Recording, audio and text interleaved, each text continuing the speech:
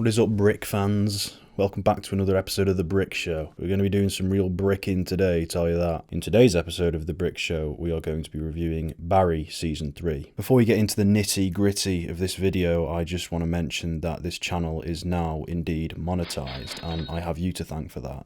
So, all the people that supported me, all the people that I've been talking to on Instagram, messaging throughout the last year and a half, almost 2 years, now a year and a half. People who've been commenting, who have been engaging in the arguments that I've been putting up in the videos, all of that, even if you're not agreeing with me, even if you're fucking hating what I say and you're like loathing every minute that you're watching the video. It is an honour to be part of that online discourse, and I know everyone thinks that online discourse is like fucking hell at the moment, and in a lot of ways it is. It is just a really cool feeling to think that people are getting this sort of experience out of the videos I'm making. Like, honestly, if you saw an objective view of my life and how these videos are made and like what else I'm doing in my spare time, like, it is a fucking mess. It is a clusterfuck. But anyway, somehow it's working. Somehow, in its own small way, it's working. So yeah, thank you for that. For those of you who somehow don't know, you're just so thick, so stupid, too stupid to understand. Barry is a black comedy drama series on HBO starring Bill Hader. It follows an extremely efficient and talented hitman who's trying to make it as an actor in Hollywood. He's suddenly been struck by this strong urge to give himself a new purpose, a more satisfying profession, something that makes him feel more accomplished and just in general happy. So just in the description of the show, you can already see the black comedic side and the dramatic side, the inherent comedy that's implied there. Barry is yet another one of those deeply flawed yet sympathetic characters that's extremely intriguing to follow. Throughout the show, you're seeing him persistently trying to force this acting dream of his, almost living in denial of his past as he haphazardly tries to stop his contract killer life from bleeding into his acting career. The show is in large part a comedy, but it is also very dramatic at times and emotional and thoughtful. There's a full rich range of emotions to be had from this show. Speaking broadly, it does balance comedy and tragedy very well. There's a lot of whimsical aspects to the show, but there's also some very serious and intense moments. Barry, I am swearing on my grandson's life, I won't tell a soul. Look, I'm trying to fucking help you, man, all right? So just shut up! Where are you going? Allison Jones' office, please. Interesting themes and ideas are brought up through the storytelling, so for all that, the show retains a lot of weight and heavy subject matter. It isn't all purely a cynical comedy. Those two tones of comedic and serious are balanced together very well, and for the most part, just looking back purely from memory, they don't undercut each other as well, they complement each other instead of taking away, which on its own is just an extremely difficult thing to pull off as a filmmaker. Just when you're making a piece of art, it can go so wrong so easily and things can just end up feeling tone deaf. So for instance, in this show, Barry's of course a hitman, so he kills people, and it does such a good job at emphasizing the inherent ghastliness to these crimes he's committing. There are a lot of brutal murders in here that are just awful and depicted so. Then there's some like more whimsical ones, which is funny again. A lot of the show is of that ilk of black comedy where it's so awful that you almost have to laugh. Like, it's so ridiculously awful or so ridiculously macabre, like being a hitman, for instance, that I guess there's inherent comedy just in that. So, I'm forgiving Jeff. You're forgiving Jeff. I think I just overreacted. There's no forgiving Jeff! But at the same time, it manages to still depict that said thing as awful as it is. It's still not saying, hey, this is a good thing, this is a thing to be taken lightly, but it's kind of just bizarrely funny in how terrible things can go.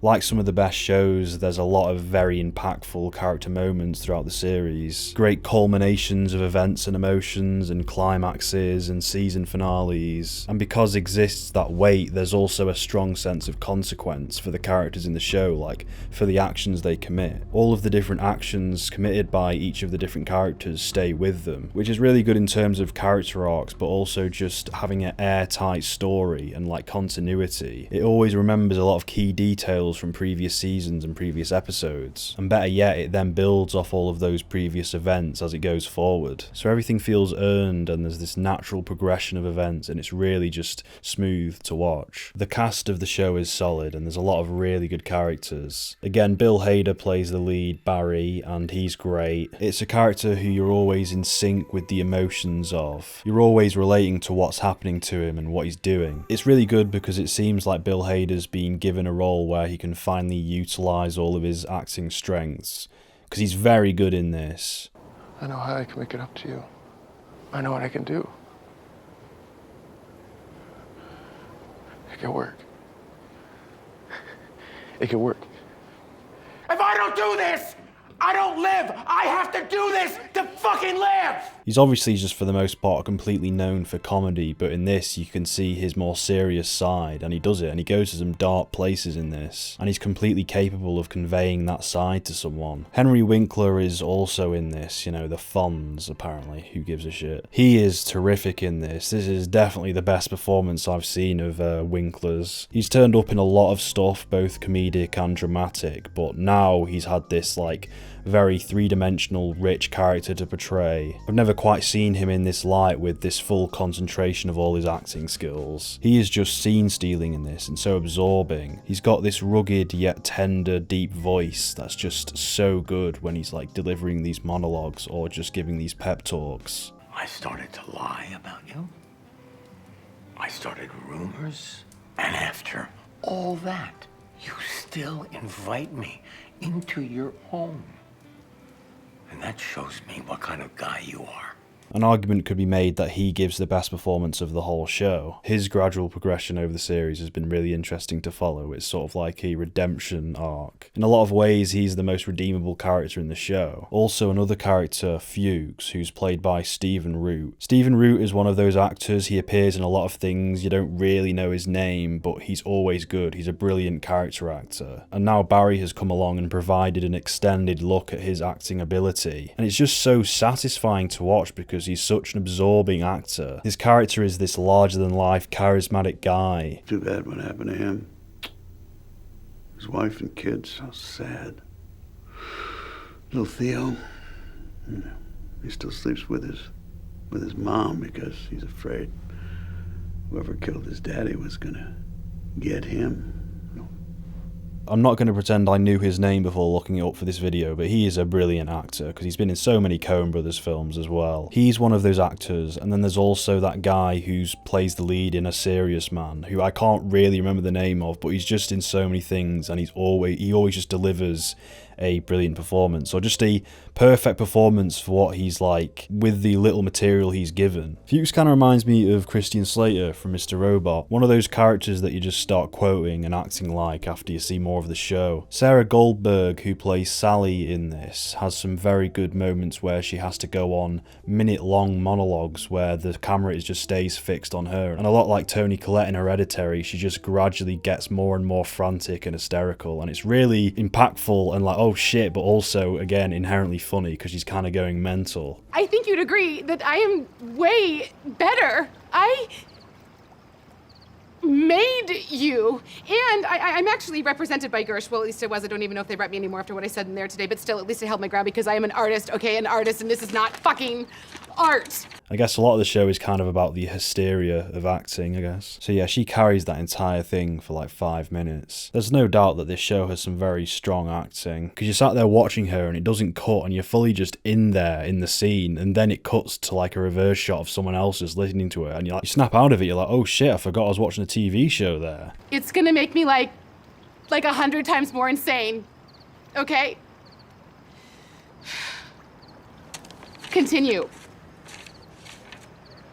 That, like those kind of immersive moments are like the fucking precious, and that is like what filmmaking is all about. When you're just like so entranced in what's going on, you have to like come back to reality. The editing, on the other hand, can be quite choppy at times. It's supposed to have that quick cut comedic effects, like awkward cuts kind of thing. Sometimes it works, sometimes it doesn't. Sometimes it's actually funny, whereas sometimes it just feels like cuts are cutting too abruptly, or like the scene just feels awkward. It may on a few occasions take away from the scenes rather than complement them. There is a prominent subplot to this show that tackles the Me Too issue in Hollywood, and thankfully it handles all that in a subtle and non-exploitative way. It doesn't feel like it's doing it for the sake of covering something relevant. It actually feels like it has somewhat of an original thing to say. The direction is always solid. Each season contains 8 episodes, all of which are 30 minutes long, and because the show is partially condensed regarding the runtime, the storytelling is extremely precise and efficient, and there's no wasted air. Every minute has something of significance taking place. The episodes all go on for just the perfect amount of time, so for the most part the entire watch is gripping and entertaining. There's no faffing around. Also, just the plot itself escalates and progresses at a very good pace compared to most other shows which kind of drag things out. Each episode always has an interesting development in the plot, so it never gets boring. It always feels like it has a sense of purpose. It's always escalating. It's always building up to something. It's always like changing things. Oh, it's a turning point here. Ooh, what could happen here? Oh, but this is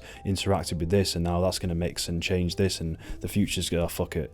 You know what I mean? It's quite difficult for me to get enthusiastic about the cinematography of the show. It's really good, but I just feel like I've been spoiled with really lovely looking cinematography in a weird way. I feel like almost every show, good or bad, has some intricate, pretty cinematography with some good camera work. Regardless, I'm not going to take away anything from this show's cinematography because of that. It's very good, complements the scenes and the emotions very well, you know, all that you'd want from good cinematography. Great uses of rule of thirds. Again, it is HBO, it's got that high production value, you get some intricate set pieces done with continuous shots. And as I mentioned earlier with regards to events having consequences, that aspect of the show also adds to the storytelling because it has this great sense of incorporation and then reincorporation, of setup and payoff. It builds up to things very well and everything feels earned. The overall storytelling of this show is very reminiscent to Vince Gilligan's style. I think he's been very influential on the TV filmmaking side of things because he sort of changed the game with Breaking Bad and Better Call Saul. Vince Gilligan's method of storytelling is also very precise, and every little detail adds up and culminates at the end of the season finale. Everything leads somewhere, there's no like wasted air. So Barry, which is in large part directed by Bill Hader, has clearly, I think, been inspired by Vince Gilligan. Just that subtle, quiet, minimalistic, visual method of storytelling. And also I do think it's partially influenced by Mr. Robot in terms of like examining the psyche of someone. It's a very introspective show that's kind of about mental illness. Now though, we are at the 3rd season of the show. Is it still good? Yeah. With regards to how I feel about the characters, I've started to lose sympathy for Barry. He's gotten so much more desperate and he's doing way more despicable things because of that. Trying to force this life that just won't be. I think this whole season is about Barry's downfall, both exteriorly and interiorly. Again, the show and its characters continue to develop in interesting ways. Our relationship with this character is changing and now I partially dislike him. It's great to have a character like this where we have such mixed feelings about him. Some bad shit happens to Barry throughout this season, but it doesn't feel undeserved for all the things he's done. Again, what I was saying about consequences, there's some really good moments regarding that in this new season. Maybe in this season most of all. Just some minor spoilers when he threatened Jean's family. Like, that was just like fucking hell. That was a turning point for me at least. That's some Walter White poisoning Brock kind of shit, that. I'm glad this new season had that direction to go in and it went there, because I have been a little concerned if this show was going to drag itself out. I didn't want it to overstay its welcome. I didn't want it to go on for an arbitrary amount of seasons. Preferably this could end at the 4th season. I don't want it to outlive its purpose. But this new season is full of new purpose for these characters. It's a mark of great television when you can compare the state of things at the beginning of the season to the end of the season and just see a vast contrast. Stakes have been raised, shit's hit the fan. They haven't made Barry a gimmick where like every episode he's like, oh, we're killing someone, whoopsie, oh no, but I'm trying to act as well, like sitcom laughter. They haven't done that, they haven't kept it the same. I like how loads of those video essays are about like how Breaking Bad is about change. It's like, well, yeah, it is, I get it with like the chemical reaction like parallel, but really preferably all good shows kind of should have an underlying theme of change, like shit actually progresses and like goes in different directions. But no, I really got a lot out of Barry's arc this season, with his whole world just crumbling down. It was inevitable. Just like my YouTube channel will inevitably crumble down, because I'll become alt-right and go on Joe Rogan, and just on those grounds I'll just get cancelled. Sally's arc acted as a good counterbalance to Barry's. His was more psychological and disturbing, about like murder and shit, and hers was just fully focused on the inside of the Hollywood industry, because the show is about the hitman world but also Hollywood itself. So her whole plotline contains some fairly interesting critiques of Hollywood, like the film industry, the system. It was very entertaining to watch, but I don't know if it was that original, because there's been a lot of critiques of Hollywood recently. It was still very funny in how it did it though. There's some really good standout scenes of just taking the mick out of how superficial the meetings in Hollywood are and how like much of a circle jerk it is. Sally Reed, Morgan Don Cherry. Okay, so excited to have you here. Massive, massive fan. Thanks. So what is this new project you guys have for Sally? Okay, so... How there are all these buzzwords that just mean nothing that people use in meetings. There was some of it that did feel a bit like, oh no, that these darn kids with these darn algorithms, it's all about social network, it's ruining things. It did feel a bit like that, a bit simplistic. Because there's literally a bit where it's like, your show got cancelled because of the algorithm, or we ran it through the algorithm and it didn't work, or some shit. And I was just like, it's a bit weak, but I'll allow it. I'll allow it this time, Barry, developer, showrunners. We are canceling the show. What? Why? Well, the algorithm felt it wasn't hitting the right taste clusters. And in this season, we do see Sally become slowly driven insane by the Hollywood system, which was a more comedic version of Barry's arc. I guess they're trying to say something about like how the film industry and the hitman industry are similar. It's fair enough. Again, there were some scenes with Sally that made her quite unlikable, so you had that push and pull dynamic with her, but you also do retain that sympathy for her because she's trying to tell this story of her life, of her abuse, this trauma she suffered at the hands of her abusive ex-boyfriend, ex-husband even, I think. I like the idea of someone trying to tell an authentic story about their past trauma of like sexism, and that person only getting attention because the theme of sexism is like a new brand in Hollywood, and it's like very monetized and cynical. At the core, the director, the artist, is trying to tell an authentic story, but all these like exterior forces in Hollywood are like, this, you gotta have the go girl or whatever the message, girl power fucking cheesy shit that takes away from the actual like profound issue. All of the characters had good arcs this season. I think maybe Hank's storyline was the weakest for me. I just always remember becoming less interested when it would cut to his storyline. It wasn't bad, but it just wasn't as compelling as the others. I do really like his character. I think he's really funny. At first, in the first episode of the whole show, I saw him and I thought, oh god, this is going to be annoying. He's going to be like a really crude comedic relief character. But no, he really does work. Somehow it's not cringy and somehow it's actually funny. I can't tell you the art behind that, it just works. I guess just with his plotline, it's a fairly basic and familiar drug lord sort of plotline. I'd say most of the comedy lands in this season, but there are some exceptions. There's one joke in particular involving like a coffee vendor, which was just went on for too long, overstayed its welcome, and just really wasn't funny to begin with. Could have done without that. That felt a bit shoehorned in or just crude. It just interrupted what was already good television. Just dip your toe. Alright. No, Donnie did dip that toe. Then again, on the other hand, you have really good moments that critique the industry. And who do you think should be the next Spider-Man? Ben Mendelsohn? It's time to make the announcement. Spoilers ahead for the end of Barry Season 3. So as mentioned priorly, Season 3 is all about confronting both Barry and the audience with all of his past atrocities. There is a point near the end of this season where Barry is on death's door, and during which he has a very symbolic vision of a beach that has all of the people he killed all there. Again, the continuity, I am going to assume they got everyone, all the people that he killed in previous seasons back, all of the actors to stand there. I like that visual. And then harkening back to Sally's arc of just slowly going insane herself, she actually kills someone at the end of this season. And the way it's done, people may think, okay, that's a bit forced, that's a bit just for the sake of it. But I'd say it does partially work because she's literally getting strangled by the attacker. That reminds her of her like past trauma. I just think that's brilliantly intertwined. She has had her own PTSD and that rage just took over. And in a lot of ways, it's a very satisfying moment for her. Like, you could imagine that at the start of the show, if someone were to say, oh yeah, Sally ends up killing someone herself, you might think, okay, that sounds a bit like just cheesy or forced. But the way that it's been done here is just, it feels kind of natural. Also, once again, it puts her at a very new and interesting position with regards to going into the next season. And even the soundproof room that she kills the guy in, that soundproof room itself was set up. You better fucking piece of shit!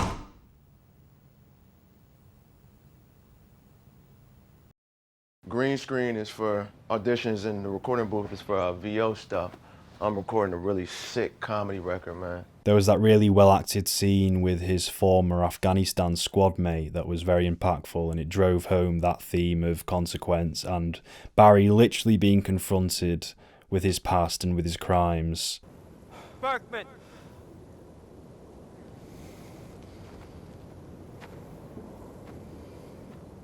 Bill Hader in that scene acted it so well, and he just like crumbled in shame and fear when he saw his old friend from the army. And this old friend, who's literally a person that Barry has saved the life of in the past, a walking representation of one of Barry's good deeds, that he's actually got some good in him still.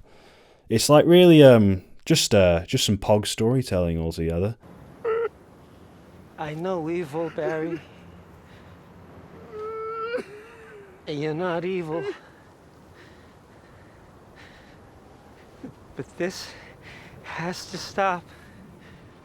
And then finally, with the way the entire season ends with Barry being sent down, really satisfying. When I mentioned before about the changes in circumstance between the first episode and the last episode, that has completely changed everything with regards to going into season 4. I'm glad he got sent down. I think he deserved it. I think it was a very justice-filled episode. And also the final shot is emphasising the closure of one of Barry's victims who he killed, emphasising the closure of the father of the policewoman he killed at the beginning of the first season. Like, that's what's important here. That is like what this story's all really about. Like, this is what is right and this is retribution. And it just ends with that shot of the picture of Janice and her father in the background.